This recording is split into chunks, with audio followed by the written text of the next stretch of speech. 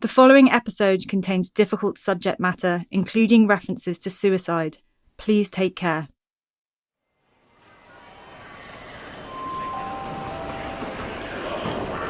When David Davis gifted Ron and Elaine one-way tickets to Canada for Christmas, suddenly this plan to move, which for Elaine had only ever existed in the abstract, was now as tactile as a brick. As they closed the door to the aircraft, and England with it, Elaine knew there was no turning back now. Beside her, Ron grinned the grin he'd been grinning since the moment that he learned he was going home to Canada.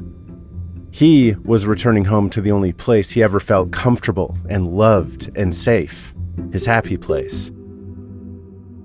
But for Elaine, this moment felt a lot more fraught. She was leaving everything she'd ever known, and she was doing it for him. She'd talked herself into it. But maybe she'd love it. Was she going to be one of those people who lived their whole lives in the same town? Or someone who says yes to adventure and yes to love? It wouldn't be a huge culture shock. It'd just be Canada. They have the Queen on all their stuff too. And sure, it's the year 1993, and it's not like you can ask Google, is Calgary a place that I should go to live? All that mattered was that they had each other.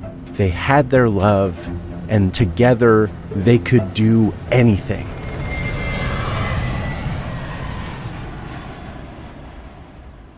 But what Elaine didn't know was that there was a problem with their plan, a bullet through their foot.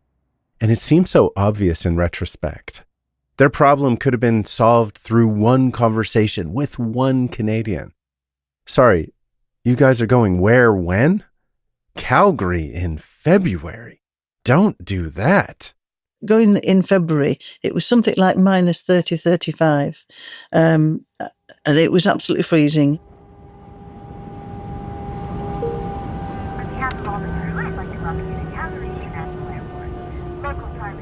As they touched down in Calgary, it was a new beginning. The beginning of the end.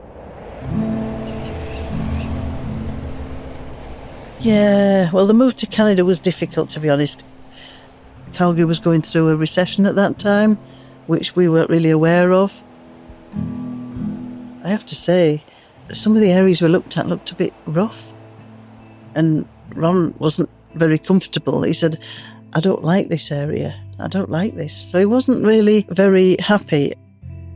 We had enough money to buy a second-hand car because we thought, well, we're going to need a car. And he did his driving test and he failed it.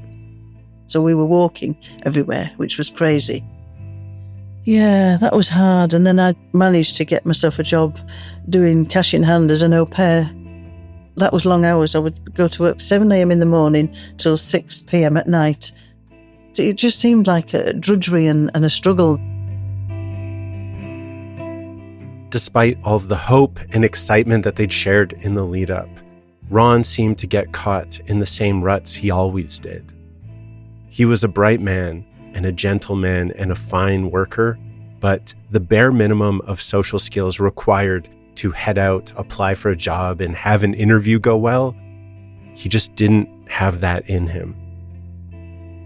This is the difficult bit, talking about my time in Canada, because Ron got quite depressed and he got quite morose, and it did affect our relationship. After years of hyping to Elaine how much happier he was going to be when they left England, now that they were here, it was clear that Canada was only working to exacerbate Ron's depression further. And as it turned to spring, everything remained untenable. I just thought, I can't cope with this anymore, I can't do it. It was never going to work. Elaine didn't have the resources to look after herself, let alone take care of Ron. After only 6 months, it all became too much to carry. I had enough of the struggle. The only thing that kept her going was a moment of respite written on the calendar. Her sister was getting married in Norfolk, England that summer. Elaine had her ticket booked. And as the date approached, she wondered, what was she going to do? When it was time to head to the wedding, Ron took Elaine to the airport, completely impervious to what was happening. Leaving Ron in Canada was really, really difficult because we were both went to the airport together and we said our goodbyes. But he didn't know that I wasn't coming back. And that's why I feel really bad, because he had no idea.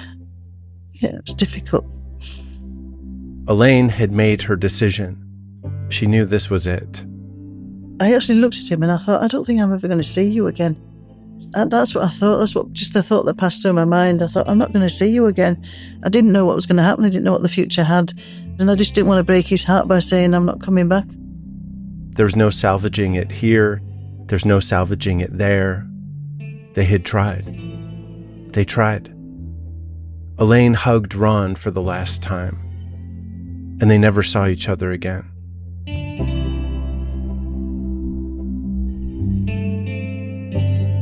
I'm Sam Mullins, and this is Sea of Lies from CBC's Uncovered, Episode 3, A Dream State.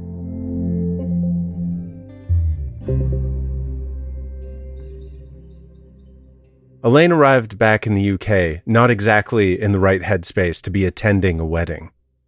I was not in a very good state at all. I'd lost an awful lot of weight, and I was a bit like a zombie, to be honest. But luckily, she wouldn't be going to her sister's wedding alone. Mr. Davis knew that I was coming back, and he agreed he would meet me, because he was actually coming with me and taking my mum down to my sister's wedding in Norfolk. Davis and his teenage daughter Noelle were invited too, and had kindly offered to drive. But then when Davis arrived on the day, Noelle was conspicuously absent. I thought we were all going, including Noelle, but Noelle was otherwise engaged when we got back. He said she was up in Scotland doing a course in Scotland, so she wouldn't be coming to the wedding. Upon laying his eyes on her, Davis could see right away that Elaine was in bad shape. She was trying to rally for the sake of her sister's big day, but was falling short. Among the guests, Elaine wasn't the only one who seemed off. Davis, too, seemed uncharacteristically tense and agitated. Elaine remembers him being annoyed that the photographers kept taking shots with him in the frame. His foul mood filled Elaine with dread because she knew that she had to tell him she wasn't going back to Calgary.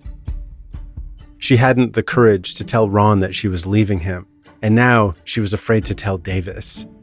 After all, it was his generosity that had paid for her and Ron's tickets to make the move in the first place. So she steeled herself and came out with it. And said, I'm not going back to Canada, to Mr. Davis. Davis stared at her in disbelief. He wasn't very happy and he said, no, you've got to go back, give the man a second chance. It's normal to struggle when you move at first. You can't leave Ron now. He needs you. You need each other. And he really tried to persuade me, and I did consider it, but then I thought, no, I've had enough. I just wanted to be on my own, I think, to be honest. Then when he realises that's not going to happen, he says, right, we need to find you somewhere to live. He took her around her hometown to show her some of the housing options in her price range. So he's driving me around these bedsits in Harrogate, and it's like, what a bizarre experience. I'm thinking, is this really what's happened to me in my life? I'm ending up in a bedsit. Riding shotgun, Elaine couldn't believe how different the dynamic was between them. After all the interest he'd showered on her, all they'd done together, now all she got was a patronizing, maybe you could afford this crummy room in this crummy house with these weirdos, Elaine. Or of course, you could always go back to Ron, in which case I'd happily pay for your flight. But Elaine was unwavering. And for some unexplained reason, Davis seemed annoyed. Before he left, Davis told Elaine that he'd be spending some time in Scotland and then be moving to France, most likely. So the only way she'd be able to reach him was through a P.O. box that he'd set up in London.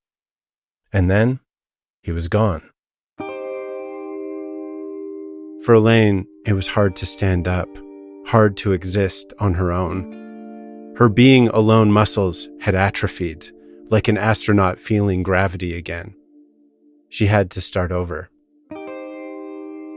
While Davis had effectively disappeared himself from Elaine's life, Ron, alone in Canada, was slowly beginning to understand that Elaine really wasn't coming back. We communicated by letter because there's a lot of letters going backwards and forwards where he was trying to persuade me to go back, and he was broken. He was really broken-hearted, and I do feel bad about that. Ron would send things in the mail to her. I'd get these boxes with pans and pots and all sorts and think, why has he sent these back? One time, it was just a toothbrush. It was as if he could only process through one object at a time that she was gone for good. The year following, in 1994, Elaine went to Italy to teach English for a bit. Italy strikes me as the perfect palate cleanser after a winter in Calgary. Her relationship with Ron settled into that vague purgatory where all of our exes live, where there's no direct contact, but you might hear things through the grapevine like, oh, he got a job at Radio Shack? Good for him. And Davis would keep tabs on Elaine by calling her mother from time to time. So we'd find out from my mum, how's Elaine, what's she doing, that sort of thing. And this is how things were between the triangle of Elaine and Ron and Davis. They had drifted apart, become constellations in different parts of the sky.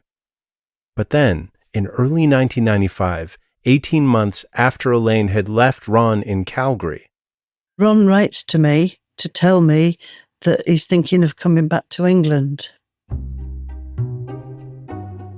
Can't cope with the winters, and I've decided I'm coming back to England for good. he was clear. He said, I'm not coming back to disrupt your life. I'm just coming back. And then shortly after that, guess who suddenly wanted to talk? Not to Elaine's mother, but to Elaine.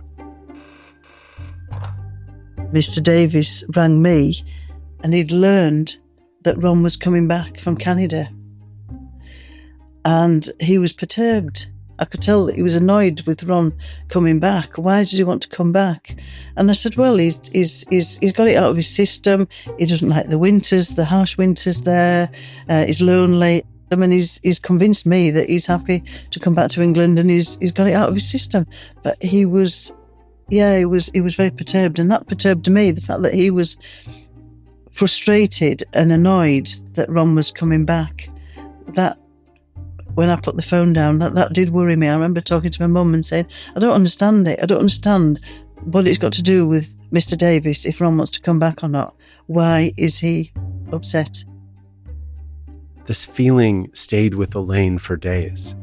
The question wouldn't leave her. For what possible reason would Davis be upset about Ron coming back to England? And it's here, with this question spinning in Elaine's mind, that something changed. The combination of Davis not being there for Elaine when she moved back, and then this annoyance with Ron, she just had a bad feeling about it. And she had to say something to Ron. When Ron said he was coming back to England, I said, be careful, because I don't trust him. Ron said to me on the phone, he said, Mr. Davies is offered to meet me at the airport. And I had a really, really bad feeling. I had a horrible, dark feeling about him being picked up in his car. And that's often stayed with me. Once Ron was back in England, he stayed out of Elaine's orbit like he promised he would. Elaine continued getting patchy information through the grapevine about Ron. I heard he's moved to Essex. He's found a job down there. I heard he's living not too far from David Davis. Davis stopped calling Elaine and Elaine's mom at regular intervals. They had essentially lost touch. This was over the period of months. But then one day, there was a very boring issue with Elaine's mom's house. They talked to a lawyer about it. They didn't like what they said, so they wanted a second opinion. I wanted to speak to somebody else, and I thought, David would be a really good guy. He's a professional businessman. He might be able to give me some advice. Sure, he left me high and dry and more or less ruined my life for a minute there. But the man does know business. So Elaine, for the first time in over a year, calls Davis. Noelle answered, and Noelle said that Dad wasn't at home. As ever, Noelle didn't divulge an ounce more than the minimum. So I said, well, can you get him to ring me as soon as you can? I need to talk to him about the house case. And she said, oh, okay, I'll do that. And he didn't phone. So that was another blow for me. I thought, well, so much for, ringing me back sort of thing when it was urgent. So I moved on. I sorted the problem myself. But then 4 days later, Davis finally did return her call. It would end up being the second most important phone call of Elaine's life. We just had a general chat, and then I just asked him out of the blue, have you heard from Ron recently? And he said, he went to France at the beginning of June. And I was, again, stunned because I thought, gone to France? Why on earth would he go to France? Elaine knew Ron better than any person on earth. And the idea that a man who had failed to establish himself in Canada and England would somehow have a go of it in a country where he knew no one and didn't even speak the language? Yeah, Elaine wasn't buying that. And I actually challenged him. I actually said, you what, he's gone to France? He said, yeah, he's gone over to the La Rochelle area in France to set up a TV repair business. And I was shocked. But as I was talking to him, I had a little voice that said, get off the phone. Get off the phone, Elaine. So I changed the subject and I got myself off the phone because I didn't feel very comfortable with the conversation that we'd had. And then there's nothing for 2 weeks. It's important to note that it was 2 weeks between the phone call and the next unusual thing that happened in Elaine's life. Elaine was working at her office job when her mom showed up. She never came to Elaine's work. It was a pleasant surprise until Elaine saw her mother's expression. I could tell by her face and her eyes that there was something worrying her and that she was going to tell me something. So they found a private spot, and her mom said, there was a call to the house from the police in Devon. They found a dead body in the ocean. They think it's Ron. I was stunned and I froze. And I actually thought maybe he'd committed suicide. Elaine knew all too well how dark things could get for Ron. There were times in their relationship where she would be afraid to come home after work, worried at what she'd find. If I opened the door and there was no sound, I used to wonder, am I going to find him, done something to himself? Maybe it had finally all become too much. And the reason I thought that was because David had told me that Ron had gone to France at the beginning of June and then found his body off the coast of Devon. So it made sense to me that he must maybe gone on the ferry to France and thrown himself overboard. That was my first thought. Elaine's mom told Elaine to grab her coat. The Devon police would be calling her at 7 o'clock. And this phone call would be the most important call of Elaine's life. Sergeant Bill McDonald introduced himself, told her that they'd found a body in the midsummer that they'd ID'd as Ron. He asked her about his tattoo and Rolex. But then, a bombshell. In the conversation, he mentioned that they'd spoken to Mr. Davis. So I said, how long ago did you speak to Mr. Davis? And he said, weeks ago. So I went quiet and I said, how many weeks ago? And he said, 5 or 6 weeks ago. And of course I just froze. I couldn't speak because I knew I'd spoken to him about 2 or 3 weeks earlier. Even over the phone, Bill McDonald could sense that Elaine was suddenly distant. So he said, what's wrong, Elaine? He said, I'm getting really bad vibes from you.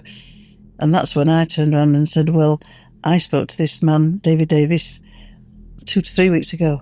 And in that conversation, he explained that Ron had gone to France. He told me this story about Ron going to France. And you're saying you spoke to him 5 or 6 weeks ago, and he should have told me that Ron had died. And if he didn't want to tell me Ron had died, he should have informed you so that you could tell me. So that was a shock. That was a real shock. And I was really panicking. And he says, well, we want to come and actually talk to you.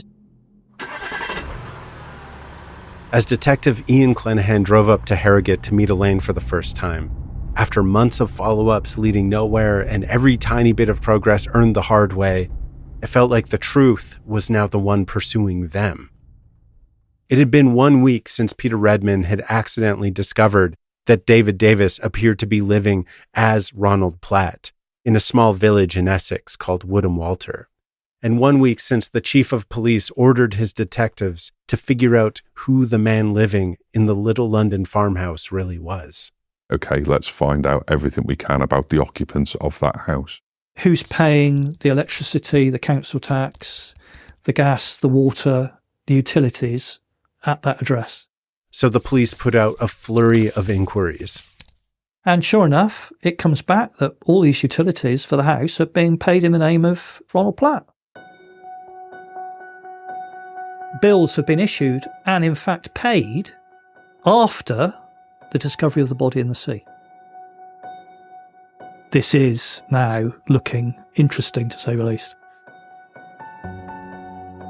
A week later, Clenahan sat across from Elaine for the first time in Harrogate, where things would accelerate even further. And they showed me the Rolex watch. They showed me the tattoo. We were there for probably an hour and a half. It was clear to Clenahan that Elaine was very suspicious of David Davis herself and was still spooked about the phone call. I've spoken to him after you've spoken to him, and he hasn't told me that Ron's dead. Well, why would he not tell me Ron's dead? And the next question that emerged from their chat: why, in all of his conversations with police, had Davis failed to mention a little ditty about him paying for Elaine and Ron to move overseas? Well, hang on a minute, this is really strange. David hadn't told us any of it. Elaine told police that Davis named them directors of his company, funded their apartment, bankrolled Ron's TV repair business, and that he essentially paid for their whole move. She filled in so many of the gaps, so many bits of information. It was at that point that you start to realise that actually David Davis is a central figure. While the interview with Elaine had been thoroughly illuminating for police, Elaine left their conversation more bewildered than ever. They didn't say anything about how he died at all. It was strange because when I got home, I said to my mum, the police, they're not giving anything away. They haven't told me anything. So I was still in the dark, to be perfectly honest. I was still in the dark. Just before the detectives were about to head back to Devon, Elaine, quite shaken by all of this, asked, "What should I do if Davis shows up or tries to contact me?" And they said, not to worry. He likely won't. So in late October 1996, at the end of a very fruitful week of discovery, the police took stock of what they had. They could prove conclusively that Davis was paying bills and signing documents as Ronald Platt, so they had him on that. But they didn't go and arrest him there and then, because everyone sensed there was more to this. And we were sort of brainstorming, like, well, what are we looking at? What could be going on? Was he posing as Platt to do something nefarious? Did he need to stop being David Davis for some reason? Or was it something more? Was he involved in Ron's death? Because if Davis was in any way involved in Ron's drowning death in Devon, the police needed more. In all the research we were doing around him, there was nothing to offer any connection at all with Devon. It still left so many questions unanswered. Why was Ronald Platt in Devon? Why was he in the sea? What were the circumstances that led to his drowning?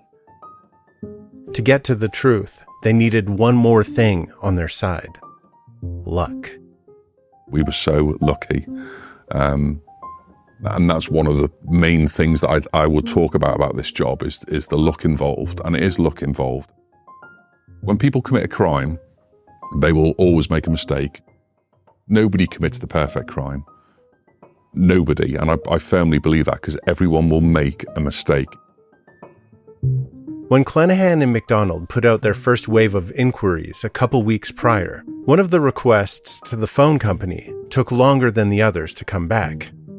And it was worth the wait. So back then, same as now, you can go to a mobile company and they'll tell you where the phone, what part of Britain the phone was in at various times. And his phone showed that he was down in Devon at the relevant time of when Ron went missing. The same phone that Davis was calling Clenihan anxiously on for the past few months had been pinging all around the coast in late July, both where and when Ron's body was found. And it was then momentum was gathering. We were able to find out all the telephone numbers he'd phoned. We were able to find out that he'd stayed in bed and breakfast. So then you go and speak to the people there and see what they could tell us. He was signed into one B&B as David Davis, while Ron Platt was at another nearby. Why were they staying in different places in the same area at the same time? And then another bombshell. Someone said that he'd been seen on his boat in the River Dart. I mean, it went from A to Z very, very quickly. It was just everything was falling into our lap. It went from nothing to like, oh my God, this is a murder. You know, we are looking at a murder. So at this exact moment, as the police are getting Davis dead to rights through their investigation in Devon, 500 kilometers away, Elaine, who knows nothing of the police breakthroughs, is sitting at her desk. I'm at work. I'm concerned about Ron's death. And all of a sudden I get a telephone call. And it's David Davis. And I'm thinking, oh my God, it's David Davis. And I didn't know what to say. Anyway, he said, oh, hi, Elaine, it's me, it's David. How are you? And he was really, really upbeat. And I didn't know what to say. Anyway, I just thought, well, I better be honest and just say to him, well, David, I'm not very good, actually. Have you heard about Ron? He replied that, yes, he had heard. And his complete demeanour changed. His voice changed. And he said, oh, yes, he said, I was going to send his mum some flowers. And it was very scary because what he said was, he said, I'm in Leeds. Leeds is just 16 miles away. He said, I want to come and talk to you and take you for lunch. And I tried to escape from that. I tried to say, well, actually, I don't have a lunch break. And he said, no, I really want to come and see you. They've got to let you have a break. Everybody's entitled to a lunch break. So I said, well, okay. I said, I actually work in the office at a upmarket coffee shop in Harrogate. If I give you the directions, we can have a coffee. How about that? So he said, yeah, that's fine. So I said, I'll be there within 40 minutes. Put the phone down and I literally froze. Oh my God, he's coming. I was scared because I felt he was guilty. Whether it was an argument, whether it was a fight, whatever it was, he was involved with Ron's death. I just knew it. I just knew in here. I just know. Sometimes you've got to trust your gut instinct, and my gut instinct said he was involved. In what shape or form, I didn't know, but he was involved and he was covering it up. With only 40 minutes until Davis arrived, Elaine had to scramble to prepare herself. The priority is I need to phone the police. I need to phone Bill MacDonald and let him know that David Davis is actually on the way to the office. So that's what I did. She called the Devon police and said she needed MacDonald fast. I phone her and she's in a state of real panic. He's going to be here in 20 minutes. What do I do? We didn't have any resources on the ground in Harrogate at that point. So the only advice I could give Elaine was to carry on with the ploy of go ahead, meet him. But if you do meet him in public, meet him somewhere where you feel comfortable. Limit your time with him. Be with him as short a time as possible. Don't ask him any questions. And as soon as he's gone, give us a ring. So she gets off the phone and stares into space, adrenaline coursing, trying to prepare herself, when her boss swung by. And she said, what's wrong? What's wrong with you? And I said, You and the police both said that he wouldn't come anywhere near me, this man. He's on his way now from Leeds train station through to Harrogate to meet me here. So, she looked at me and she said, "You what? You've sent a murderer to my office?" With just a few minutes to spare, Elaine devised a plan with her boss Carolyn and her colleague Ken to create an escape hatch. They'd stay close, keep an eye on her, and after 15 to 20 minutes had passed, they'd stop by Davis and Elaine's conversation to urge Elaine back upstairs to the office. And then it was time.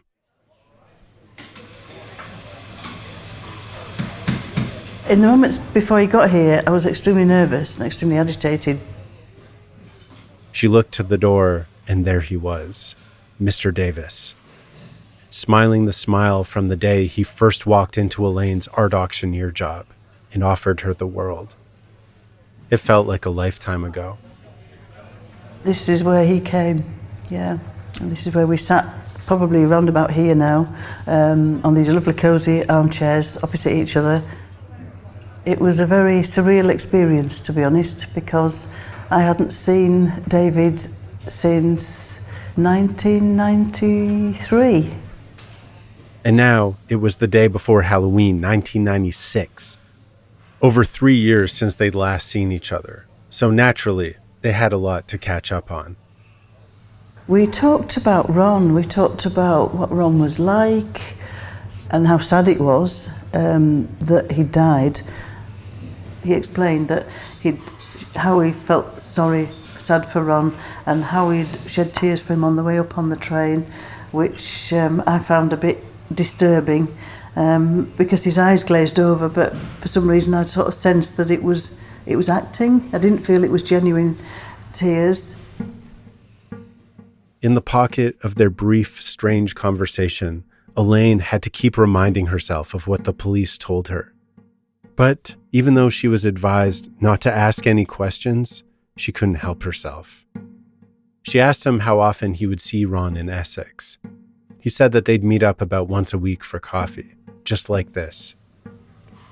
He asked me something, and he said to me, "I don't know what to do with Ron's possessions." And I looked at him and I said, "What do you mean, Ron's possessions?" "Well, all his things." And I said, I don't think the police know where his things are. And he suddenly changed the subject. It was supremely uncomfortable for Elaine to sit with him. But thankfully, right on schedule, Elaine's colleagues showed up to bail her out.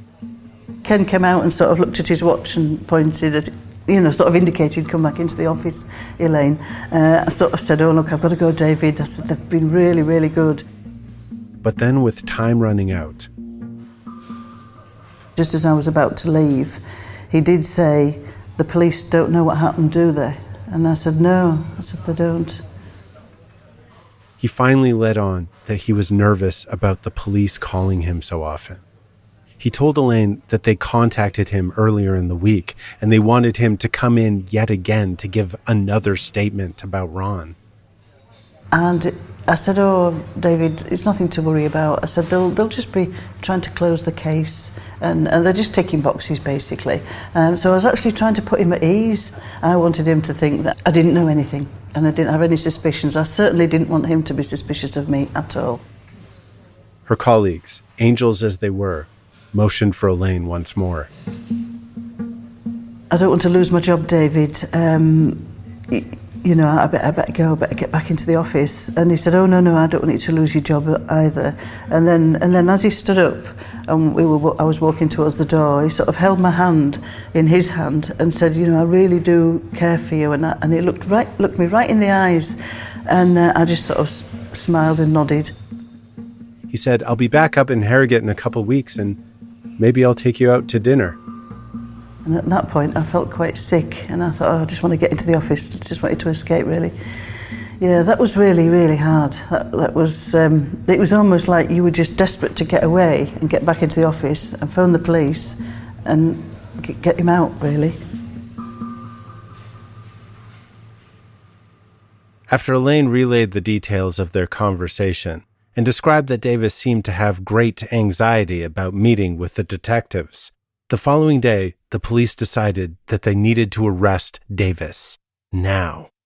He was scheduled to show up at the Chelmsford police station in Essex the following afternoon to give a statement, but they suspected he might be on to them.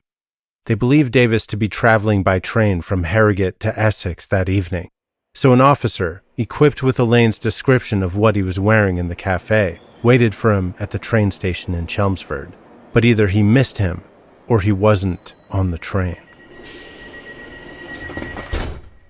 The next morning was Halloween, 1996.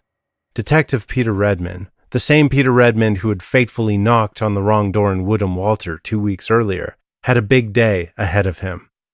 His department in Essex had been given the green light by Devon to arrest David Davis at their earliest opportunity. The plan was originally that they'd arrest him when he showed up to the police station later that day, but Redman didn't trust that he'd show up. They didn't even know if he was on the train the night before. So before heading to work that morning, Redman needed to check something.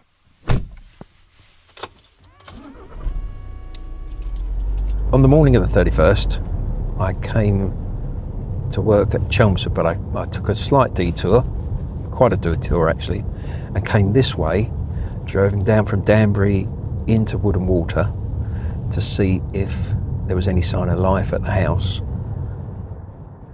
Redman wanted to see if Davis had in fact made it home safely to Little London Farmhouse and see if his car was in the driveway. So he pulled into Little London Lane and stopped. Davis's car was back. Came up here. I think I turned into the lane, saw the car was on the drive and backed out again and looked for somewhere to sit and wait. The trees were bare and I got a reasonable view. Redman got comfortable and radioed in that Davis was back at home and that they should get the firearm squad ready to head to Woodham Walter. The Essex police, they weren't comfortable just doing what we would call a routine arrest, that actually we would look to arrest David Davis using a firearms deployment. And that in itself is very serious. In other countries, officers routinely carry firearms. In Britain and England, that isn't the case. The reason they made the decision to bring guns was straightforward. They believed two things of David Davis: that he was likely responsible for the death of Ron Platt, and two, he was American. And what is something that Americans are famous for? So it's in this moment, with Redman's eyes on the farmhouse and waiting for the firearm squad to arrive, that something unexpected happens. A taxi appears and pulls into Little London Lane. I saw the taxi going down the lane, going past them, and he went down and then came back and stopped somewhere between the two. From this angle, I couldn't see which house he'd stopped in front of. Couldn't see which house he'd actually gone to. When taxi driver Morris Cooch drove into Little London Lane, like every other person who's ever turned in, he got lost. So he pulled a U-turn and headed back toward the road when the person who ordered the cab suddenly appeared and flagged him down.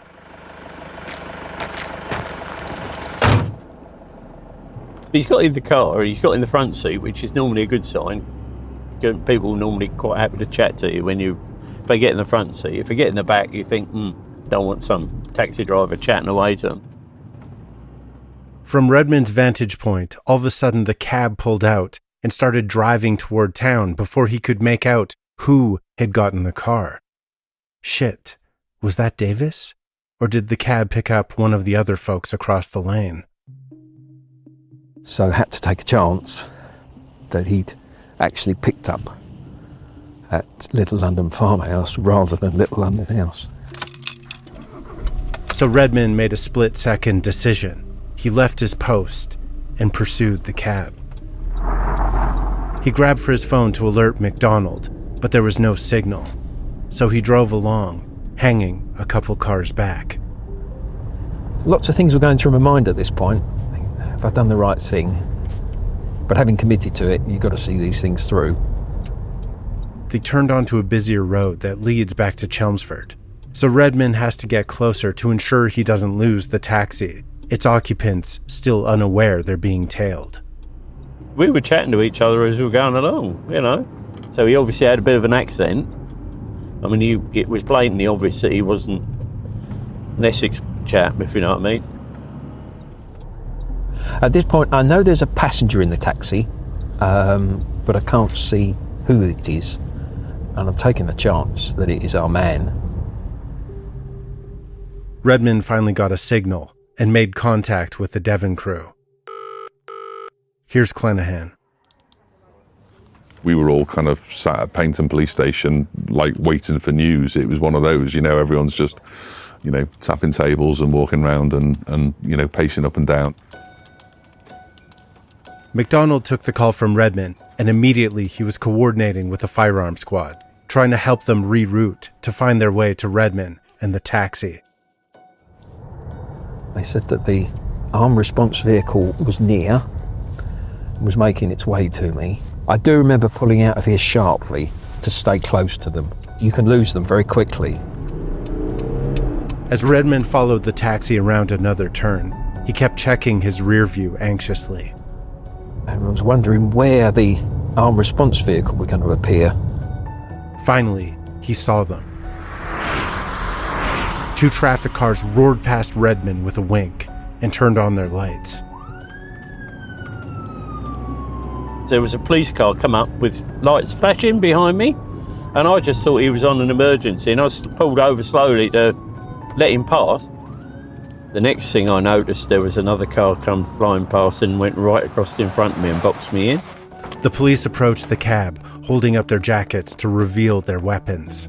There's a policeman pointing a gun in the car, screaming at him, saying, get out of the car, get out, look in my eyes, keep your hand down by your side. It's quite frightening. Redmond got out of his car and was finally able to confirm with his own eyes. Thank God, the right man was in the cab. He bounded toward him as he was being handcuffed. Do you remember me, Mr. Davis? Oh, yes, I remember you. I'm arresting you on suspicion of the murder of Ronald Platt. And they had him.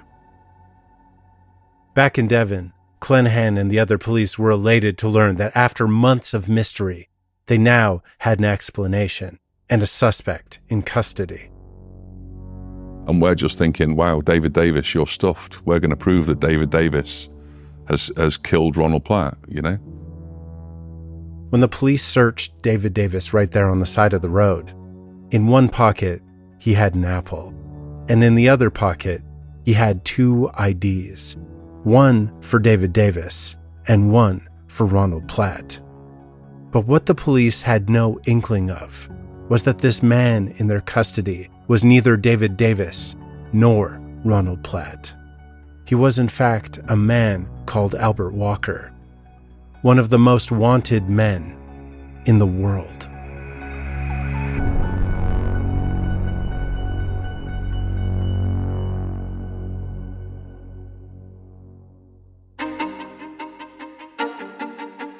Coming up on Sea of Lies. How much do you want me to tell you? How many rabbit holes do you want to go down? I will only say this in terms of a rant. You say you hate your boss, you say you hate whoever you say, and I say no. Maybe you do, maybe you don't, but I know that I don't hate anybody because I know what it feels like to truly hate somebody, right? And, you know, that's the guy.